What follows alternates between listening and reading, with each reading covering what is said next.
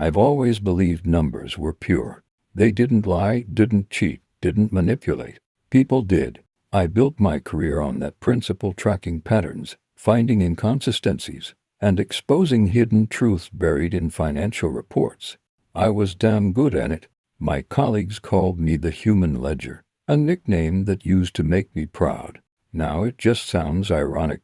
My name's Ethan Ward, and this story isn't about numbers. It's about the rot behind them, about betrayal so intimate it stripped me of everything human. It started quietly, like most disasters do. A few misplaced invoices, a missing signature, a transfer that didn't belong. I was the head auditor for a multinational investment firm in Chicago, and I'd seen every kind of fraud imaginable. But this was different. It was too clean, too deliberate. The first time I noticed it, I thought I was hallucinating from overwork. It was a $280,000 wire to a shell company in Singapore. I traced it through 3 offshore accounts before I realized who authorized it. My wife, Claire. She worked in compliance. Same building, different floor. We met over spreadsheets and espresso machines 9 years ago, back when we were both clawing our way up the corporate ladder. She had this fierce energy, this way of making me feel like we were partners in crime, not just in love. When we married, I thought I'd found the one person who spoke my language, truth through logic, love through loyalty. But when I saw her name attached to that transfer, something in me cracked. At first, I told myself there had to be a mistake. Someone must have used her credentials. But then I started pulling more records, private emails, encrypted memos, phone logs. And the picture that emerged wasn't just fraud. It was a whole hidden operation. The Singapore account was tied to another company, Orion Holdings, a front Claire's department had approved months ago.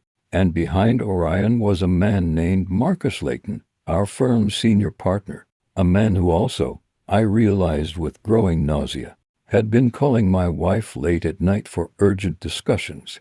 I remember sitting at my desk, the city lights of Chicago glittering below like dying stars, my hands shaking over the keyboard. Every part of me wanted to believe this was a misunderstanding, that Claire would explain it, that she wasn't lying to me or worse, sleeping with him. But numbers don't lie. So I did what I do best. I dug. I accessed restricted financial databases, pulled encrypted backups, used scripts I'd written years ago for forensic tracing. Every transaction led to another and another. Over 6 months, $4.7 million had disappeared from our client portfolios, always routed through Claire's authorizations. I didn't confront her immediately.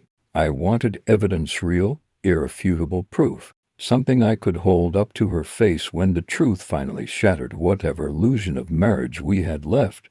The night I finally decided to confront her, she was late coming home again.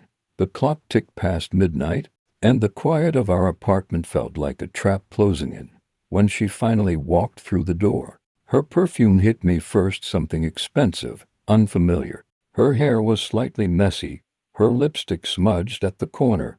She smiled when she saw me awake. "Ethan, you're up. You scared me." I smiled back, coldly. "We need to talk." She froze. Just a flicker of hesitation, but I caught it. The tiniest ripple in her perfect composure. I motioned to the dining table. The files were spread out neatly, printed statements, wire logs, even screenshots. She didn't even try to deny it. She just stared at the papers, her face going blank, then looked at me like I was the one who had betrayed her. "You shouldn't have looked at that," she whispered. That one sentence told me everything I needed to know. That night didn't end in a fight. It ended in silence, her retreating to the bedroom, me sitting in the dark, realizing that the woman I loved had been lying to me for over a year. And the next morning, when she left for a client meeting, I followed her. Not to the office, not to a cafe, to Marcus Layton's penthouse. And in that moment, as I watched them through the glass doors of his balcony, something inside me died, but something else was born. To something far colder, far more patient, because betrayal deserves precision, and I've spent my life perfecting precision. Betrayal is a geometry. Once you see the angles, you stop stumbling and start calculating. There's an elegance to it. If you can strip away the nausea and the salt, you map the lines and you find the fulcrums. That's what I did that week. I turned the shock into structure, the hurt into a set of practical steps. First rule, do not confront in anger. Anger is a public show and leaves tracks. You want method, quiet, patient, inevitable. So I started by building the case like an auditor builds an indictment. Cold, unemotional, full of hyperlinks and receipts. Claire's accounts told me where the money went. The cobalt-like chain I'd found on Marcus's side told me why. But a chain is only as useful as its weakest link. I needed someone who existed at that link who could still be broken. Marcus was high. He had lawyers, friends aboard, and the kind of disposable cash that buys loyalty. Claire was too close, and exposing her would cost me the last thing I had left of normality. So I looked for the middlemen, the counsel who signed off on the shells, the fund manager who rerouted payments, the registrar who filed the Jersey company. Those were the people who would panic and make mistakes. I started with people I knew. Years in the same industry leaves you a network you can call at odd hours. I texted two names: Rena, an old compliance analyst who had left the industry for ethics consulting, and Marco, a systems guy who owed me a favor after I'd once covered his night shift when he'd fallen ill. Rena answered within an hour. Marco took longer, but he came. "Ethan," Rena said when we met in a grimy cafe 2 blocks from the office. Her voice interplayed. "If Marcus is involved, you're in a deep well." I know. I slid a printed wire across the table. "Tell me who signed the conformity letters for Orion in the last 6 months. I need names and timestamps." She took the sheet, eyes moving over the numbers in the way a surgeon's hand goes over a scan.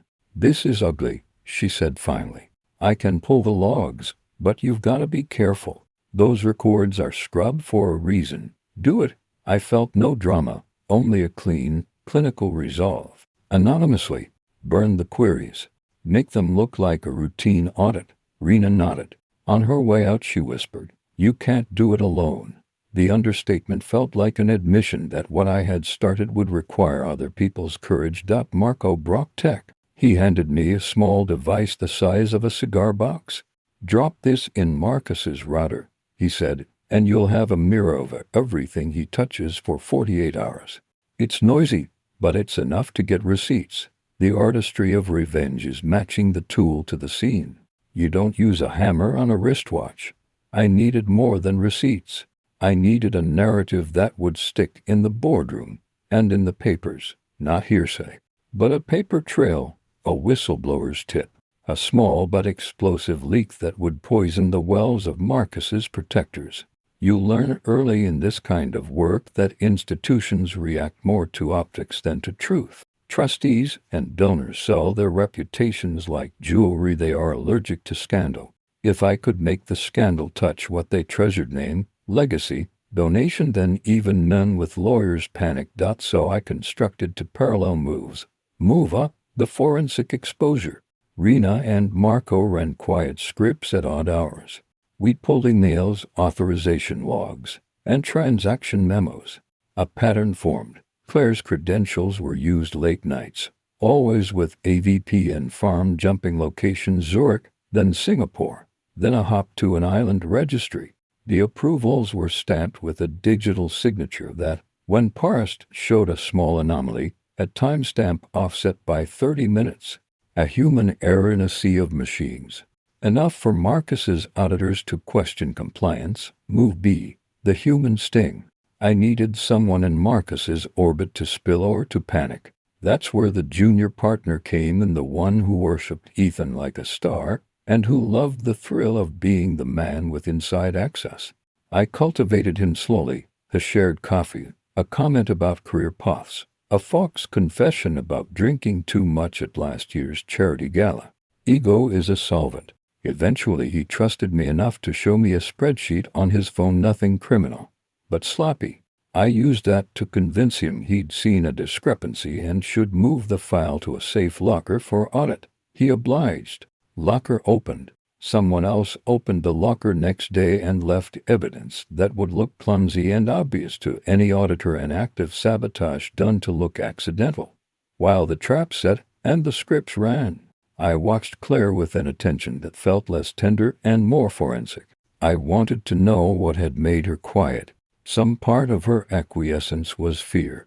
Some part was greed. Some part was a mixture of loyalty and shame. One night, after a shift at the compliance desk, when her hands still smelled faintly of paper and coffee, she asked me, face barely a shadow in the TV glow, "Why are you doing this?" "Because you betrayed me," I said. The words were simpler, colder than any sermon. "Because you chose him." I saw her shrink in reaction, but she didn't protest. She barely blinked. That lack of fight told me she had already made her own calculation. Maybe she had believed she could walk both worlds without being burned. Maybe she had realized she was not clever enough. We moved to the public phase cautiously. Leaks must feel inevitable and untraceable. A reporter I'd once saved for a story, Danvers, hungry and pragmatic, agreed to publish a preface, not accusations, but anomalies. He published a piece about donor flows, the kind of sober reporting that sets committees in motion. The article referenced unusual transfers to an obscure firm in Singapore and left the rest to the auditors and the rumor mills. The way the piece landed felt like a stone drop into still water. Ripples ran to the boardrooms. Marcus's reaction was the first real pleasure I allowed myself. He canceled off-site meetings, asked his aides for explanations, and most deliciously started to breathe differently in my direction. He saw me as a threat now, and threatened men are sloppy. In the following days I watched him double-check invoices, fumble with authorizations, and call counsel at odd hours. The veneer of power fractures charmingly when the man behind it fears exposure, but the loom I'd pulled had strong strands. The night my care paid off was the night the junior partner left the locker packet in the wrong place and a mailed PDF with bank transfers and shell company names that, once opened, made the link to Marcus hard to contest. The auditors pounced. A formal review was opened. A trustee called a private meeting. A donor paused a pledge. The machine which keeps predators safe began to shudder. And then the danger arrived, the way it always does in these stories, personal and physical. The first time someone smashed my car window, I felt something like nausea laced with adrenaline. No valuables taken, just a message. They knew the car, they had access, they could reach me. The second time, a note was left under my windshield. "You started this. End it now." This is the threshold where most men who aren't in this business fold. You have to decide what you value more, the last comforts of your old life, or the justice you've chosen at the cost of that life. I had already decided. I only hadn't decided what shape the end would take. We escalated carefully. I arranged for a private transfer of records to a law firm known for whistleblower protections and made sure the transfer was witnessed by someone credible. The presence of a lawyer puts a different kind of pressure on trustees. It suggests not just scandal, but legal liability. Marcus's world found that suggestion unpalatable. He retaliated with the tools men like him have: legal threats, subtle slurs in private dinners, and a hired counsel who started asking informal questions in a tone designed to intimidate. That's when things stopped being purely professional and started being personal. I found a photograph on my desk one morning, Marcus's hand on my wife's back, smiling in a balcony shot, accompanied by a single line written on the back in a handwriting I hadn't seen: "Remember who pulls the strings." It was a taunt and a promise. They weren't going to go quietly. I told Claire nothing. Some things you conceal for others' sakes to keep them safe. Others you conceal because you want to shield them from the thing you've become. In the weeks that followed, I hardened into a man who sleeps in short bursts and thinks in lists. I moved my backups to 3 separate jurisdictions. I encrypted drives with phrases no one would suspect. I met Danvers in parking garages and passed him a clean copy of the ledger we'd constructed, knowing he'd hold it until the public moment was right. And all the while, I watched Marcus. His panic made him predictable. He called in favors. He sent small men to my floor. He attempted to use HR to suspend me on the most oblique of administrative grounds. He wanted my access. He wanted to control the narrative before it could cascade. The turning point came unexpectedly.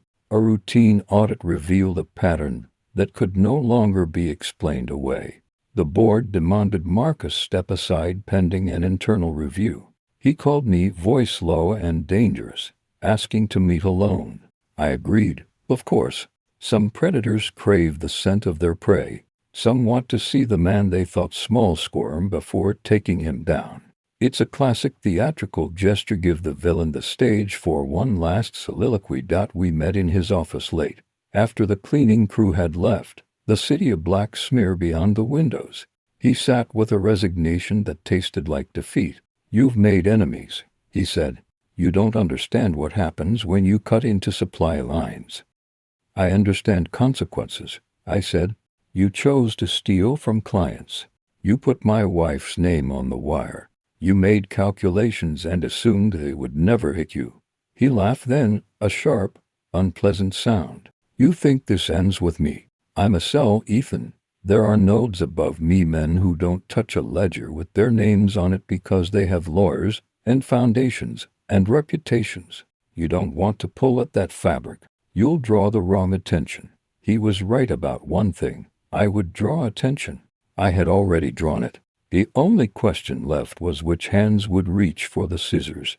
The lawyers who papered over the world, or the men who kept it in motion with less legal means. I left his office with a file in my hands that would eventually be distributed to the regulator anonymously, with a timestamp and a secure drop. The board convened, voices raised, reputations shaved down to the bone.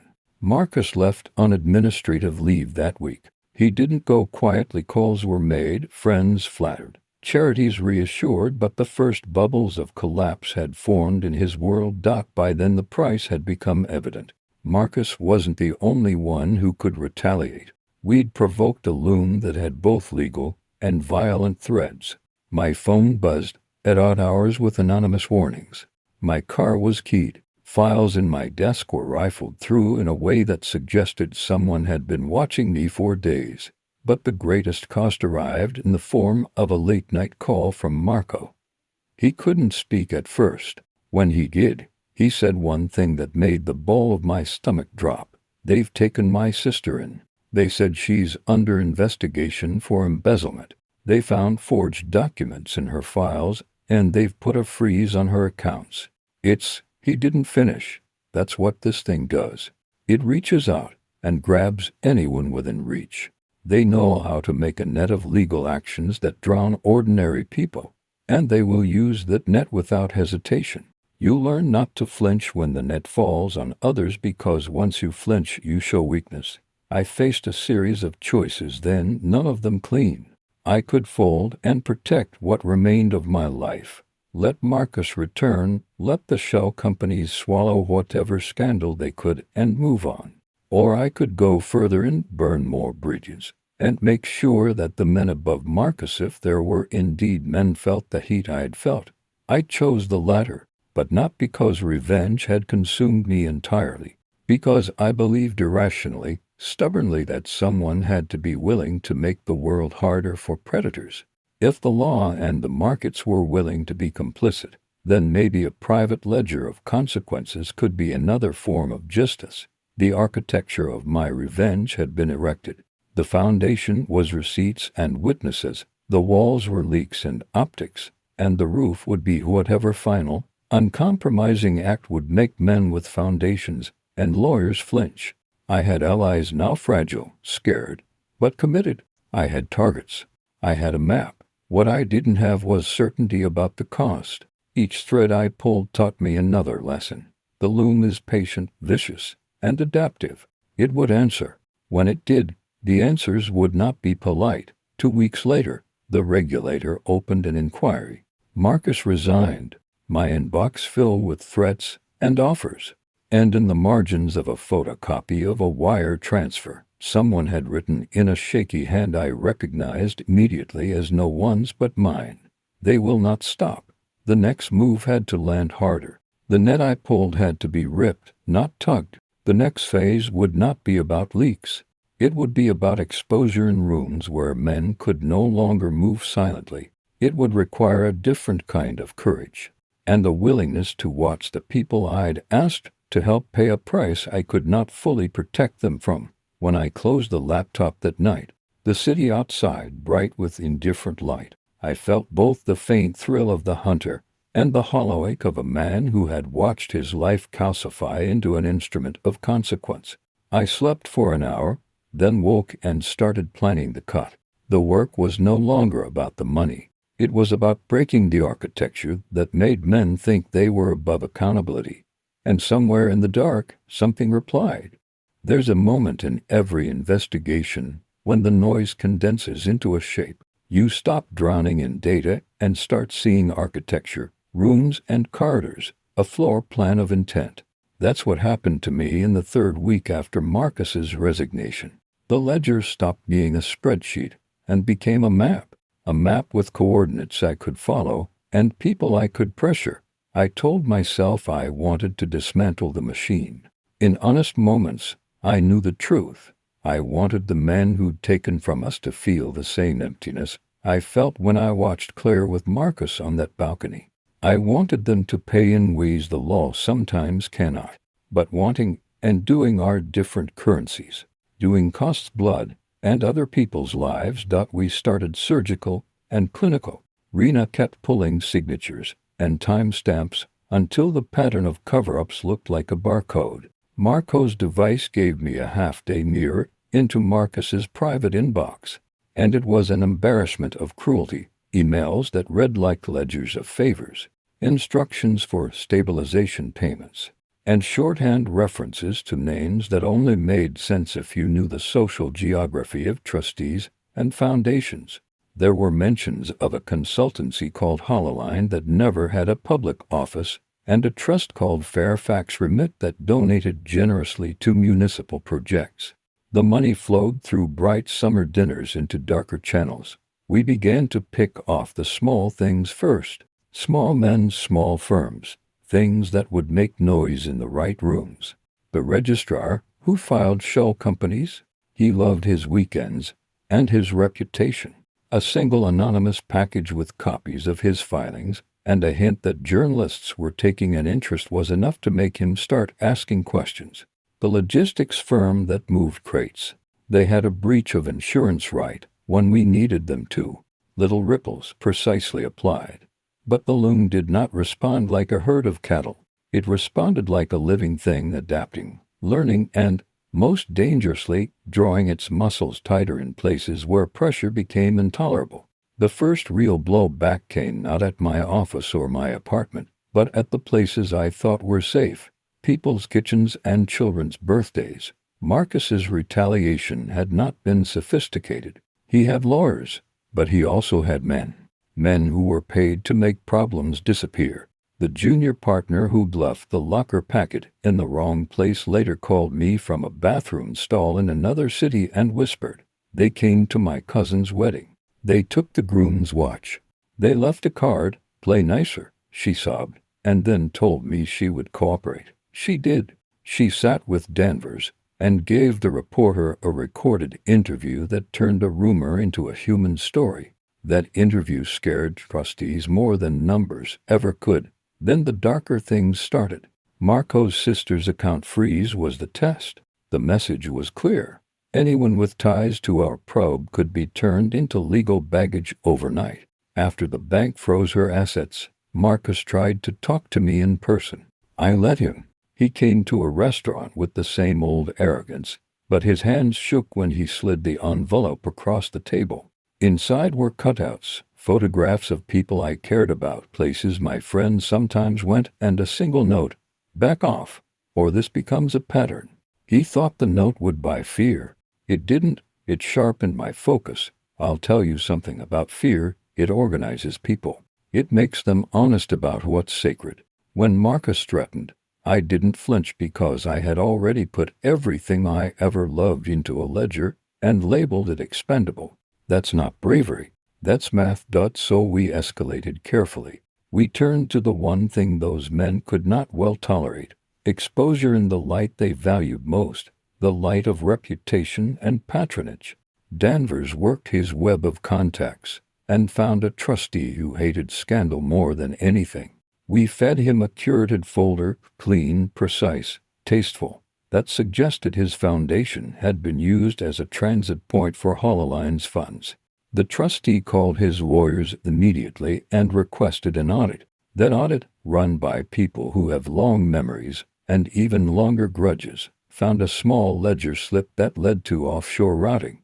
Once it reached the trustees' boardroom, the panic spread like a wet stain. When trustees hesitate, the men who depend on them reconfigure. We saw it like watching men pick at a scab. Donations slowed. Grants were held. A small independent urban project lost funding and closed.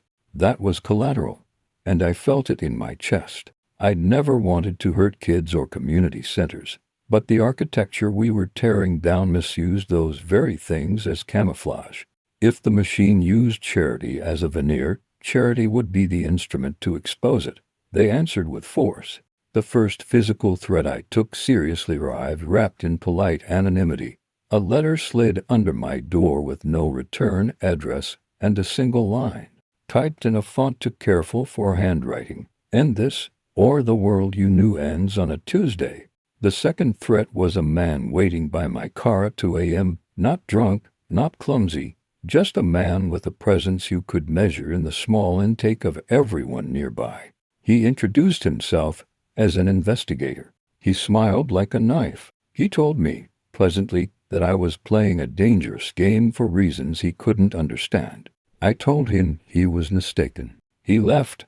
When you pull a string long enough, it snaps back. But what I did next wasn't snapping. It was cutting. We needed a node with weight, a man whose loss would wobble the loom. Trustees scare, but they are replaceable. Foundations can reshuffle. The man we needed to touch was one who supplied the muscle, and who had a ledger of his own, a fixer known in the city for quiet, surgical work. Everyone refers to those men as ghosts. I learned his name in a bar I used to avoid, from a man who once moved boxes for the wrong people. Gideon Voss. Gideon was old school and efficient. He had scar tissue you could read like a criminal record, and a laugh that signaled he'd been at the top of someone else's list for years. He wasn't a man that suits hired directly. He was the kind of man you hear about at the end of a deal. To reach the men above Marcus, we had to make Gideon uncomfortable, make him sloppy, make him visible. Making Gideon sloppy meant two things: pressure on his money and pressure on his pride. For money we found a trail, small transfers from a shell account that paid a local crew that cleaned up evidence. It was a thread Marcus's accountants had missed. Marco used his access to pull the records and find the conduit. Danvers ran the story to the small legal press that writes about shell companies. It made the conduit hard. Gideon had to move cash in different ways and faster. When a man who values discretion speeds his payments, he errs. For pride, we used the old trick of vanity. Gideon liked to be acknowledged. He liked to know his work was feared. We baited him with a fake client, a payroll job that promised a large single payment for a tidy. We leaked a job to a courier Gideon trusted, and we trailed the courier to a warehouse where Gideon's men arrived with patience and hunger. We filmed them. We left the camera where they could find it later, a note and a single frame of their faces. Not enough to indict, but enough to make a man who treasured anonymity taste the bitter sting of exposure. The result was effective. Gideon's men panicked. He reacted by being reckless. One of his lieutenants, a man called Rourke, left evidence of a route he used to handle crates. That route led to a storage locker number we'd been circling for weeks. We had the locker on a rainy Monday morning, a simple break-in, and a photograph of stamped crates labeled as sensitive equipment. The photos made their way to Danvers, and the small legal press ran a side piece with an eyebrow-raising lead. Private logistic crates linked to shell companies used in stabilization payments. It wasn't a headline the national push would latch to, but it made donors look twice. And that's when quiet men start to move badly. The first direct blow came 2 nights after the Lucker exposure. A van with tinted windows followed Marcus's junior partner home. They approached her on the stoop and demanded to know who she'd talked to. She told them nothing. She knew enough to appreciate silence. They left. She called me shaking, and I promised protection I feared I couldn't guarantee. You learn very quickly that there are gradations of violence and a scale of fear that money can buy. Legal freezes, reputational bruising, threats to family, these are all weapons. We'd used some of them. Now they would, too. The cost of pulling the loom was becoming very plainly human. One night Claire came to me and asked, softly, "What happens if they come for us?"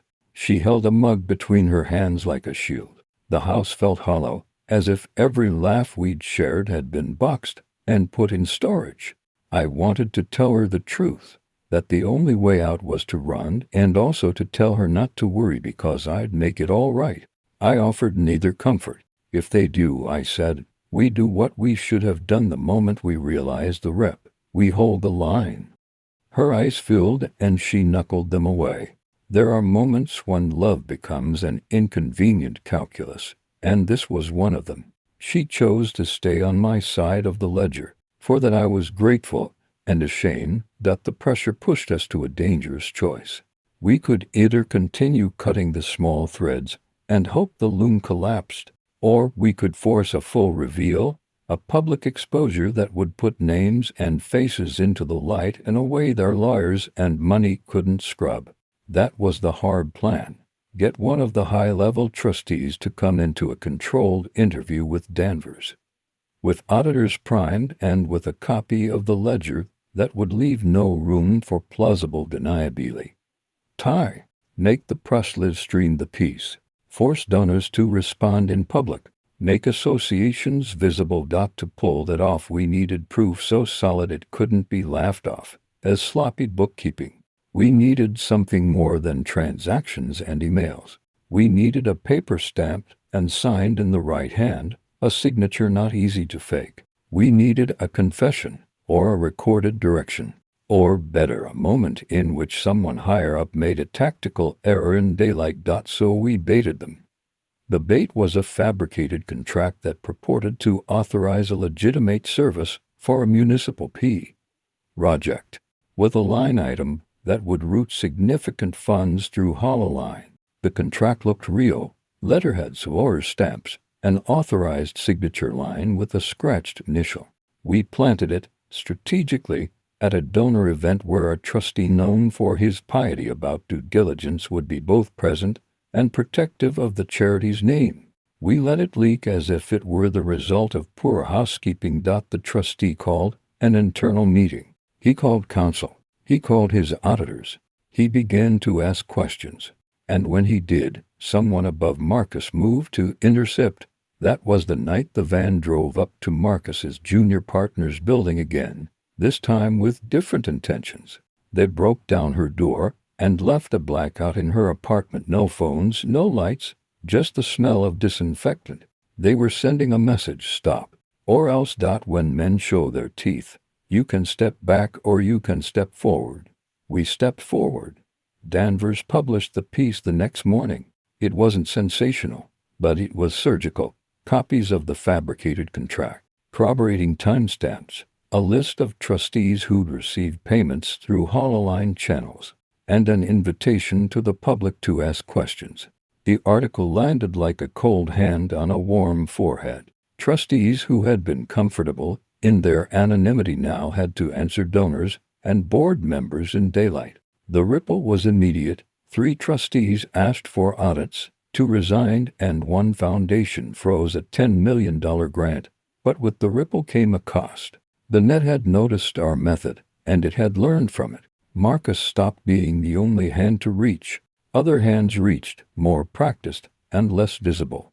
A courier we'd trailed for weeks was arrested on a separate charge in a neighboring state. The charges were technical and ugly: tax irregularities, failure to register a company, and the man, who knew nothing beyond carrying boxes, folded and gave up names. They weren't names we wanted to expose publicly, but names that led us up a floor to a lawyer with finger-in-every-pie tendencies. When the net falls, it sometimes throws up someone you weren't expecting to catch. We kept moving. We kept making rooms light up. We lost people. Marcus's junior partner fled the city with a duffel and a handful of cash. Marco's sister's accounts remained under review for months.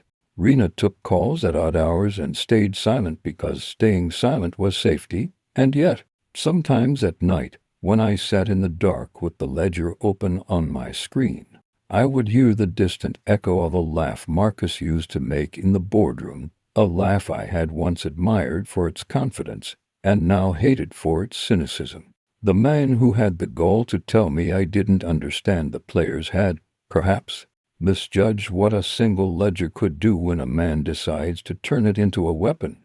Pulling the loom is not about one decisive cut. It's about learning where the web flexes, tightening the pressure until the whole thing convulses. I can't sit here and tell you that what we did was noble. It wasn't. It was necessary and messy, and required a level of cruelty I didn't like. People were afraid. People got hurt. Some of the collateral will never be fixed, but the architecture was loosening. The money slowed in certain channels. Trustees were asking sharper questions. Men in polished rooms were moving to cover themselves. The loom was bleeding. What worried me wasn't the bleeding. It was how the net learned to hide deeper. In the 2 weeks after the Danvers piece, the flow of funds rerouted through jurisdictions we'd never seen before. New show companies appeared, names changed, and the men in black got quieter, smarter.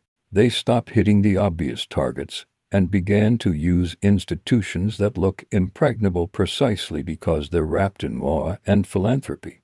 If the loom has a survival strategy, it is patience. It waits until you make mistakes, and then it pounces. We had made many. The question was which one it would exploit next. At the end of the 3rd week, Claire sat beside me on the couch and took my hand. Her fingers felt thin, as if she had been returning a borrowed thing for too long. "If we pull this all the way," she said, "what if they come for the people who haven't been part of it? What if they break them to make you stop?" I did not answer because I had no answer that would make her feel safe. I only knew one inconvenient fact. If I stopped now, the men who had used our lives as ledger entries would learn that silence is cheap. If I continued, people would keep paying a price that might be larger than any of us had imagined. I went to sleep with the ledger open, and the city lights like knife points beyond the window. The loom had noticed. It had tightened. And now, we had to decide whether to burn the house to see what crawled from behind the walls. By the time the 4th week arrived, the city had a new way of moving around me. Where sidewalks had once been indifferent, now people glanced longer, polite avoidance in their eyes. I stopped taking elevators in the firm. I stopped answering unknown numbers. My life narrowed to a series of routines designed to make me predictable only to myself. There's a small comfort in predictability when every other element of your world is chaos. We'd cut hard enough to make trustees twitch. We'd made a courier sloppy enough to give us a locker. We'd made a registrar nervous enough to leak names. We'd forced a trustee into an audit. Yet the loom had not collapsed. It had reattached. It had shifted. Where a cut slows one flow, it accelerates another. Every time a channel closed, another opened somewhere more insulated. That's when the cost became obvious in ways that no spreadsheet could show. The human ledger. The names you insert into your plans are not equations. They are people. Marcus's junior partner was gone. Marco's sister's tax nightmare had turned into a criminal inquiry that dragged into months. Rena started taking flights at odd hours and sent a single last text, "I can't do this anymore," then stopped returning calls. The price we were extracting from the system was being paid in nights without sleep and freedom reduced to inventory. We could have taken the moral road and stopped. We didn't. The hard fact: men like Marcus and the people above him don't surrender to small fires. They move the heat where it doesn't hurt. You either escalate so the burn reaches the heart, or you accept your losses and watch them continue. So we escalated. The first tactical change was to make our moves less noisy in the ways they'd come to expect. The Loom had learned to watch headlines. It honored what the press could do. It underestimated, though, the damage of private wounds that bled into the neighborhoods of its trustees. We started using social friction as an engine rather than press pieces alone. Quiet pressure calls to philanthropic boards, confidential emails to major donors, private viewings with photos and ledgers made men move in small, fearful ways that produced big openings. We found a vulnerability in one of the trustees, a museum wing named after him, foundation funded, with a gala scheduled for the spring. Museums are fragile beasts. They live by donors. One properly placed question to his stewardship committee could make a patron uncomfortable enough to call counsel. We curated a package for a trustee with a reputation he'd prefer not to rediscover. It wasn't public. It didn't need to be. His private panic became public when an embarrassed donor withdrew funding 2 days before the gala. The gala was canceled. A domino of polite calls and resignations followed. Men who'd thought themselves safe had to deal with embarrassment in person. And embarrassment is more contagious than legal papers. But as we cut their public faces away piece by piece, the Loom tightened its other hand. Violence that looked like practical intimidation.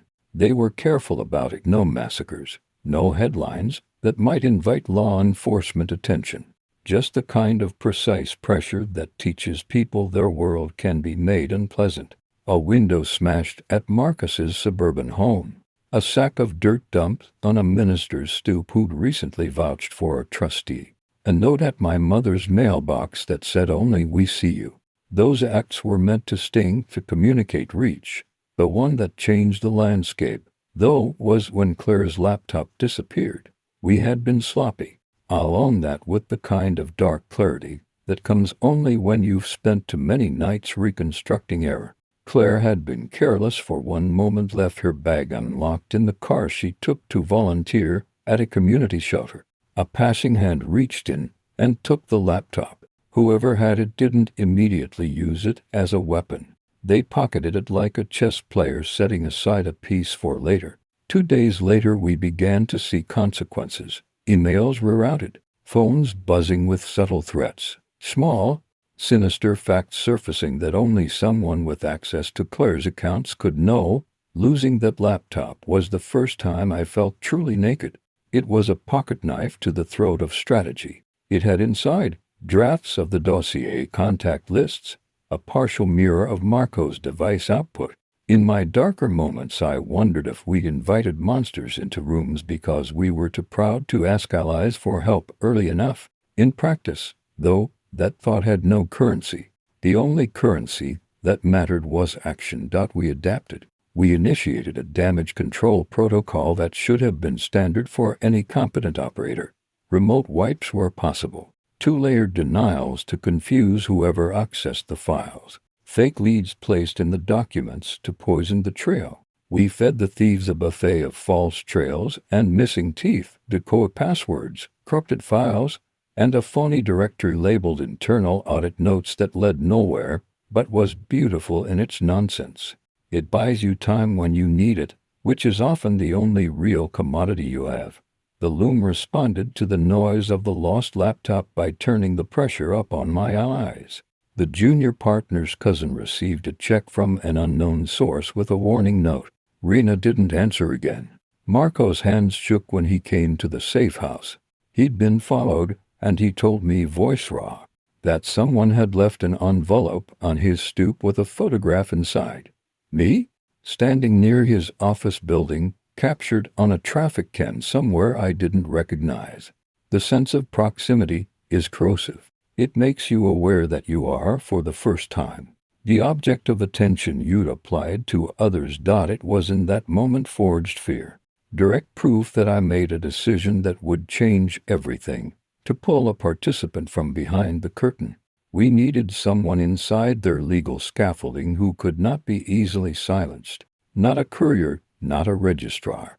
A person with a foundation seat, a conscience tired of complicity, and enough ego to want to be remembered as the one who saved their charity from corruption. That person turned out to be a mid-level Foundation board member named Catherine Hale, quiet, private, and fiercely concerned with civic legacy. She'd attended several of the galas we'd nudged into trouble and had been present in the peripheral conversations where men like Marcus and his peers joked about risk mitigation. She cared about her name being attached to parks and publications. We met Catherine over lunch with Danvers present. I was careful with my language. Ethan Ward, the auditor, softened into someone who was simply frustrated. Danvers, the reporter, stayed in the shadows long enough to allow Catherine to feel that what she did was her own. Catherine gave us the single gift we needed. A list of donations funneled through a set of trustees' personal accounts that were not documented in public filings. She didn't want a headline. She wanted the men she'd trusted to be held accountable. She agreed to be the quiet lever that would pry open a door. Her cooperation, that gentle, human compliance, was the closest thing we'd had to moral permission. With Catherine's list, the pattern became less abstract. A few phone calls later, and we had the names of lawyers who'd worked on shell regimens, of private banks that had shepherded transfers, of trustees who'd accepted funds and given them back in principle only. The architecture, once invisible, revealed its joists. We prepared our play carefully.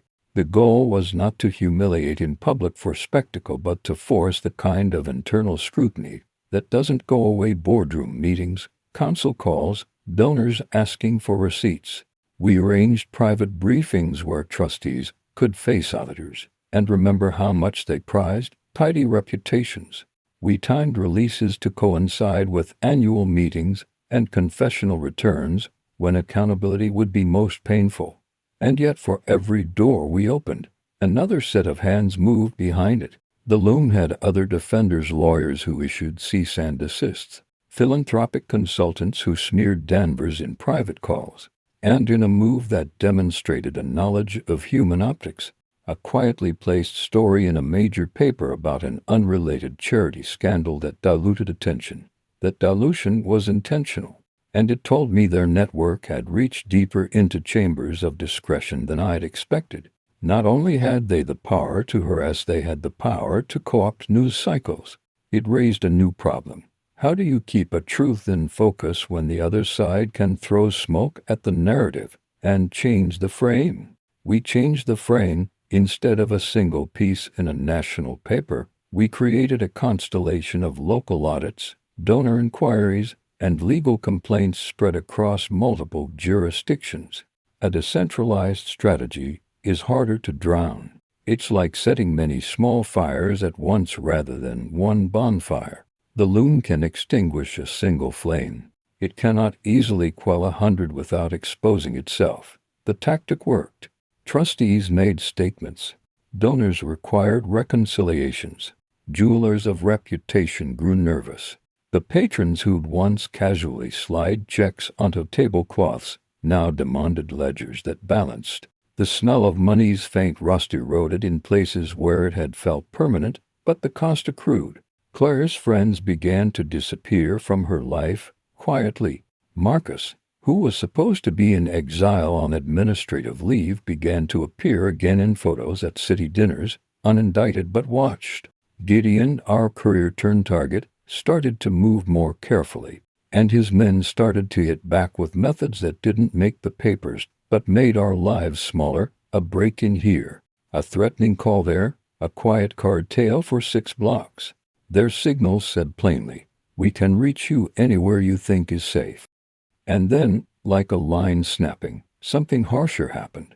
Marcus's estranged brother, an accountant kept away from the firm's center, was found dead in a motel 3 states over. Officially, it was ruled suicide.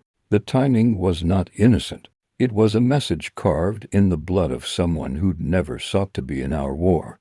I watched his obituary and felt a coldness spread that had nothing to do with justice and everything to do with the animal, uncontainable consequence of cutting a loom. That night I shut down the servers we'd been using and burned the mirror drives. It felt futile and necessary both. I went to Claire and we sat without speaking for a long time, the distance between us measured in small things. The coffee cup she did not finish, the way she avoided my gaze when she moved. She touched my hand and did not remove it. "We're going too far," she said finally, small and edged. "We already have," I answered. "There is a point in these things when you must choose the moment to strike the center." We were no longer small men with small plans. We'd become a movement of consequence. The final move, I understood, could not be another data leak or a trustee embarrassed in private. It had to be unambiguous and public. It had to pull the loom into the light where law donors and the public could see its hands raw and calculating. But pulling the loom into the light also meant opening a doorway for them to destroy what we loved or what remained of it. The choice was simple in mechanics and brutal in cost. We wrote the plan that night, a public exposure timed with an annual donor gala where trustees and patrons would be in the same room, cameras present, statements required. We would use Catherine's list, Marco's device, and Danvers' reporting to create a synchronized cascade. No single leak, no single outlet could bury 100 simultaneous disclosures. We set the date, and then we waited, each in our separate nests, listening for the loom to hiss. The night we chose to pull the loom into the light was a March night that smelled like thawing concrete and old money. The museum gala was lacquered in velvet and soft light, the kind of place where people wore their reputations like armor and believed the armor would hold. The trustees, donors, and a smattering of city officials moved through it in a practiced orbit, polishing each other's egos with small talk and larger checks. That was the theater. We wanted the theater to become the confession booth. I didn't sleep the day before. There are decisions in which the sound of your own breath feels like a metronome, counting down time until you either do something final or walk away forever. We had backups upon backups, copies of Catherine's lists, Marco's mirrored logs, Danvers' dry-cut report ready to stream, and a lawyer on standby who'd promised to take the dossier pro bono if anything went sideways. Ephraim had secured a small legal channel with the regulator, a quiet emergency line that would light up if the worst happened. Samira had bikes staged in alleys. Marcus sat in a car 3 blocks away like a man waiting for an organ to start. Claire was scheduled to hand the trustee a folder in person, the folder that looked mundane but contained the nails we needed. We all knew the cost. We had watched friends fracture, colleagues arrested on technicalities, and small charities wobble because donors panicked. Every step forward had carved out lives we could not put back together. If this night failed, the loom would tighten its grip and the people closest to me would pay without mercy. At 8 p.m., the gala room hummed. Crystal clinked. Cameras flashed. Danvers was at the perimeter with a small crew and the pretext of a human interest segment on cultural philanthropy. He looked like a man on the exact kind of precipice where he either pulls you down or helps you up, raw and ready. Catherine sat primly at a donor table, the slight tremor in her hand hidden by practiced composure. The trustee in question, Milton Ashby, was there in a suit like a second skin. The kind of man who believed his name was a shield. Claire moved through the crowd the way a woman will move when she carries both a lie and a truth in equal measure. She had rehearsed the handoff until it felt like muscle memory. A folder, a smile, an offhand phrase. But rehearsals end when human flesh meets consequence. I watched from a low table near the back, a glass of something strong in my hand that I didn't touch. Marco and Reno were folded into the shadows with headphones, their faces pale and focused. Samira's bike lived like a silhouette at the ready. We had one shot to make the room understand what it had sheltered. At 9:02 p.m., Claire slipped the folder across Ashby's table, and the small dance began. He opened it like a man who has handled delicate instruments his whole life, with the care of someone who knows things are fragile. Inside were papers that looked like admin documents at first glance, a ledger line, a routing memo, an authorization code. Context was provided by a flash drive tucked into the folder's spine. The flash held a mirrored folder with everything: invoices, routing memos, emails from Marcus approving transfers, and a scanned signature I'd seen scrawled on 100 contracts. The same signature that had once smiled at me from a balcony. Ashby's fingers trembled before he inhaled and composed his face into its standard civic calm. He read the memo. The light from the chandelier caught the thin sheen of sweat on his lip. The room changed at that moment. Not suddenly, not like a curtain being pulled, but like a wind shifting the temperature of an entire house. People who had been comfortable now found their seats less soft. Phones came up. Faces turned toward the table without knowing why. The weight of something visible, evidence, landed in the space and broke small things immediately. Danvers flipped his camera live. By design, the trick wasn't the folder alone.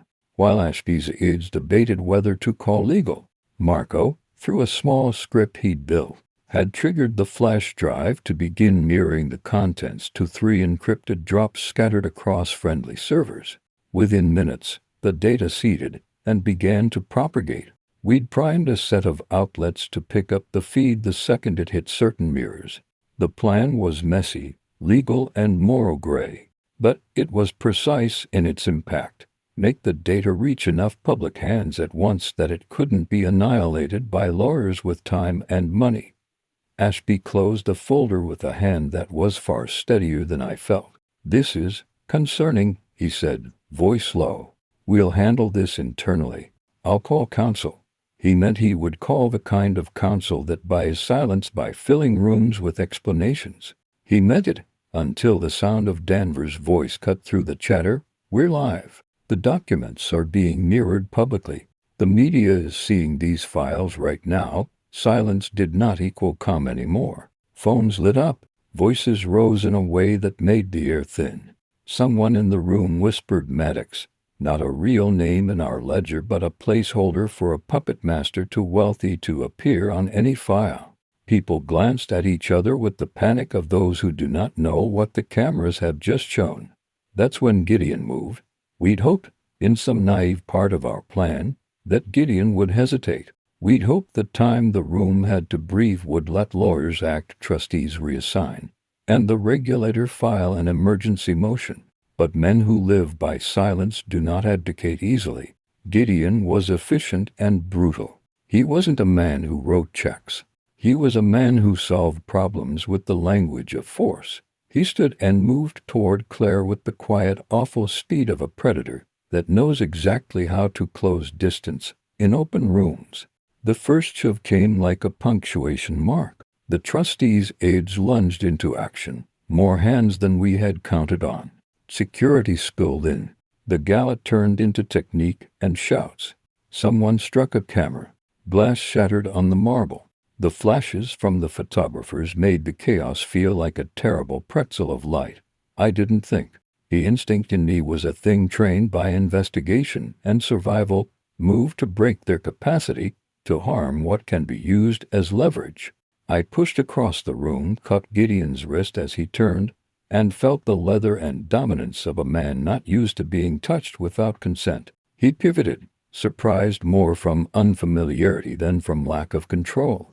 My hand found a way to his throat. Years of anger gave it the shape of an iron clamp. For an instant he looked at me, dark, assessing, and I felt the thin, bright line of hatred he reserved for anyone who would take his work public. "Get her out," I said to Samira. She tucked Claire like a mother pulling a child from danger, and Claire stumbled toward the exit, coughing from the sudden press of bodies. Gideon's men closed. A scuffle broke into open violence. I saw someone pull a pistol. I heard the sweet, terrible noise of a firearm clearing room. Panic unhooked plan and substituted only reaction. People ducked. A chandelier cracked. Then came the sirens. Too close, too late, but their approach snapped someone in the room to action. Local law enforcement arrived, rapid and methodical, professionalism in the way they moved. The presence of screws and uniforms made Gideon and his men reconsider the optics. They dispersed with the practiced indifference of professional predators. In the ash of the aftermath, broken crystal, a few injured guests, a camera with a smashed lens. There were consequences. Danvers' footage had already reached outlets. The mirrored drops were already humming with copies. Legal teams mobilized. Regulators called for emergency freezes. The next 48 hours were a blur and a crucible. The trustees' names were on the news. Donors demanded briefings. The museum's board suspended operations to conduct a full review. Marcus' name appeared in the margins of articles, then in lines that editors made bolder.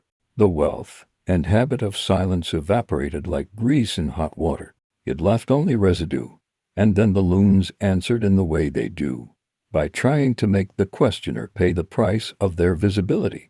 Samira's apartment was ransacked 3 days later. A threatening photo of her mother's house was left sealed in an envelope with a single typed line. "We can reach them." Marcus's junior partner abandoned the city. Rena notified me that she'd been followed home, and the last message I received from her was a tone that suggested her phone had been taken. Marco called me from a payphone once, voice thin. They'd frozen his accounts. He hung up, and I never heard from him again. People who had pulled threads with me began to fray. The cost of exposure is often exacted from the easiest point: family, reputation, livelihood. I had known that, but I'd hoped I could shield them. You cannot shield everyone when you are fighting a machine built to turn the law against you. By the end of a week, the regulator had declared an inquiry into the firm. Marcus, who had once stood like a god in our hallways, resigned amid scandal and investigations. The cobalt-like conduits we'd uncovered were now under subpoena in multiple jurisdictions. Some trustees resigned. Others rearranged their lives quietly and began to wash their names with donations and statements. But victory was not absolute. The web never entirely collapses. It mutates. Names changed. Show companies folded into others. Men with resources swap lawyers and countries and reputations until the stains become harder to follow. Gideon disappeared for weeks and resurfaced in a different name. Marcus found sympathetic counsel and screamed about vigilantism into sympathetic feeds. Danvers was threatened with lawsuits that would bleed his small outlet dry. He sold his footage to major platforms and signed NDAs that felt like velvet handcuffs. Catherine retreated from the public life she had loved. Her work for the city dried up as donors feared proximity. Claire was offered a deal from a whistleblower protection program and disappeared with a new identity like ash in the wind. She left one last note on my kitchen table. "You wanted the loom to burn. You should have known smoke would find us all." I read it 3 times. Then I folded it and put it into the ledger drawer with the receipts and the photographs. That drawer had become the place where consequence lived. I had to keep it because otherwise I would forget that the destruction had faces. The months afterward were quieter and more violent in small ways. The firm restructured, shell companies rebranded, and a new set of cleaners and fixers took smaller, smarter bites. The system learned. My allies scattered into the world. Danvers moved country with a spouse and a story that paid nothing in comfort. Samira left the city for a place with no past. Marco resurfaced years later with a new name and a limp. Rena answered once from an encrypted line to tell me she was safe, and then went dark. As for me, the ledger man, the thing that had begun as a desire for revenge settled into a maintenance life. I watched what remained within a tension that sometimes felt like grief and sometimes like duty. I kept copies of the files in safe places that only I could access. I called a few names and made sure the pieces we'd exposed did not quietly get stitched back into the fabric by men with more patience than conscience. That was my work now. Be a quiet pressure where the law failed and a reminder where the night tried to swallow evidence. People ask me now, sometimes in bars where men read the paper and think the world is simpler than it is, whether it was worth it. Did the exposure bring justice? Did it make the city safer? The honest answer is complicated. Marcus's small empire collapsed. Certain trustees had to answer questions in daylight. A handful of victims got part of their money back. But the larger architecture that enables predators to hide behind charity and counsel adjusted and survived. The loom did not die. It learned. I imagined justice as a scale. We appended one bowl enough that something fell out.